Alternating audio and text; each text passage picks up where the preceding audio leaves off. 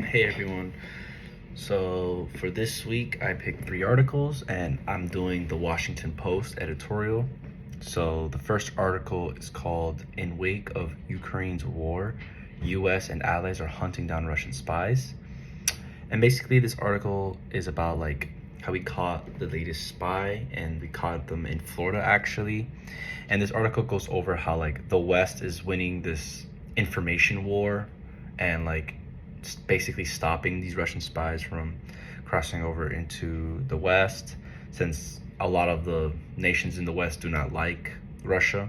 And due to that reason, like they stated, like high-ranking officials state that like Russia are having a much harder time getting information than in the Cold War, due to like how hostile every single nation is towards them.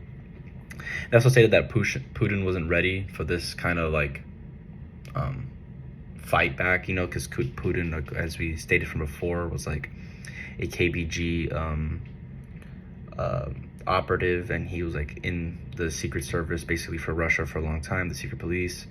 And basically, it just talked about how like this spy was caught in Florida, and it's like, just like we have been really cracking down. We've caught over like 400 spies throughout Europe, and we're pretty confident that they have not succeeded at all in any of their missions.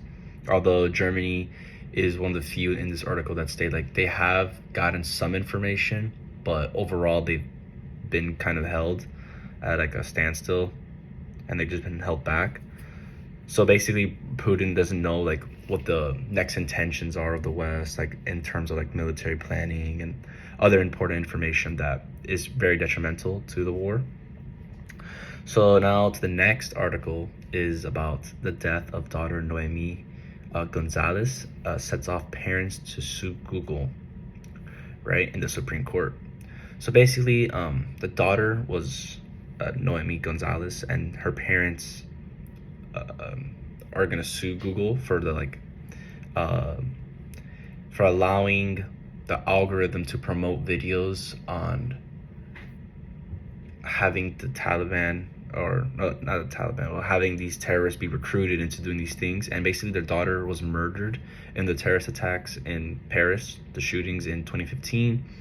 And basically, they're like being funded by a non-profit organization that they're doing it with them to basically crack down on these major media companies like Google, YouTube, and other big companies like that, on trying to stop them, or at least make them stop having their algorithm promote like terrorist videos and other like promotional videos that might get these people to do these things. And basically, they first went to the like lower courts to see if like they could sue Google, and basically Google's able to win that argument, saying that like they weren't liable for content creators, and although like they do ban people, they can't check everything. So basically, they were covered. But they asked for a hearing in the Supreme Court, which is going to be coming up soon, which they were obviously accepted.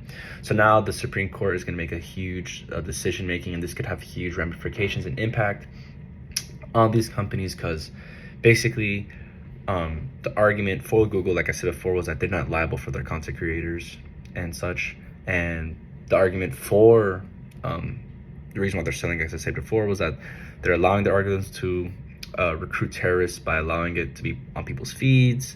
And so when you see these two sides, like you could decide whether or not like if people like if that's like okay, like if it's not okay, but it's more of if like we're gonna hear more on like this is gonna crack down more on the algorithms really, and this could like cause a lot of money to be lost in these major corporations, and they don't want that to occur, because then they'll be responsible for many of the attacks that occurred.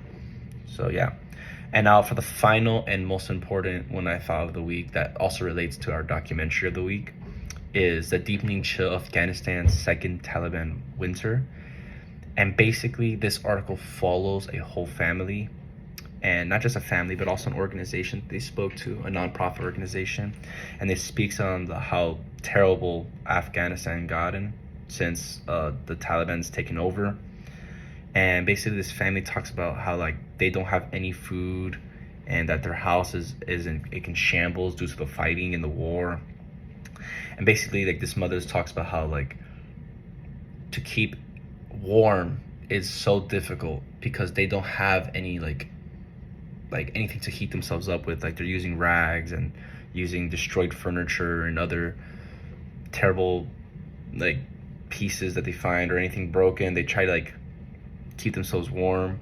They also speak on how over 10 million disenfranchised people in Afghanistan are struggling, and they don't even have enough stocked supplies to, like, serve all these people. The Prophet organization said, like, and they can't even accept any money or food because since they're being cut off from the world, since the Taliban's taking over, and just like nowhere for, like, there's nowhere for these people to go to, like, get food or to survive. Like, it's such a harsh reality that is occurring to these people, you know.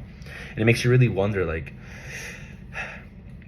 whether us pulling out or us staying, like, was a better decision to make, you know. And you could honestly use any of these 3 articles to relate it with the documentary of the week, you know. But I picked this one because specifically it talked about how the Taliban are treating people.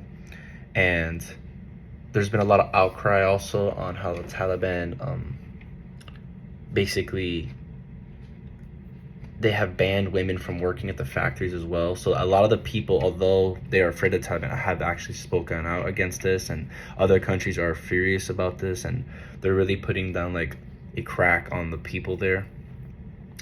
And you could also see that, like, these radical people are holding down everyone, you know. Like, they're just keeping all the food for themselves, and they're just cutting off everyone. And the nonprofit organization talked about how the way they stock supplies was that before the pullout, they were kind of warned, and they stocked their food in like non-inhabited areas so that they could possibly, like, help people out as, like, the times go by. But they said that since so many people were, like, struggling and so many people were, like, dying, that they had to use up more and more of it, and they weren't properly, like, ready to be able to stock enough food for such a long period of time. So now they basically have no food, no clothes, nothing to heat people with, and they're just left out there to basically die, you know. Like, there's no way that we can get food to them.